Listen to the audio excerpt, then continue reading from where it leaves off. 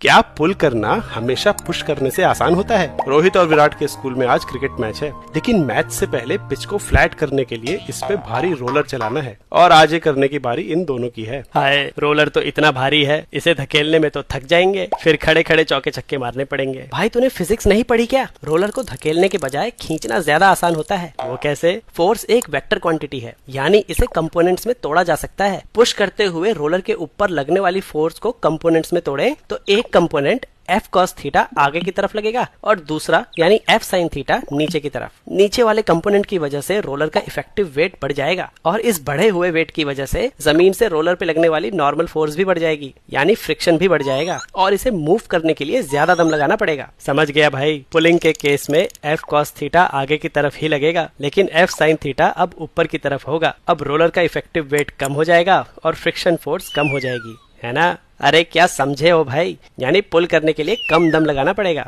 चलो फिजिक्स कहीं तो काम आई, लगाओ दम। दोनों ने रोलर को पुश की जगह पुल करना शुरू किया, लेकिन ये क्या, अभी भी उतना ही दम लगाना पड़ रहा है। मुझे तो लग ही रहा था। तेरी फिजिक्स कैसे काम आ गई? फिजिक्स तो काम की है, लेकिन सिचुएशन थोड़ी अलग है। यहाँ रोलर स्लाइड नहीं, रोल कर रहा है। तो उससे क्या फर्क पड़ेगा?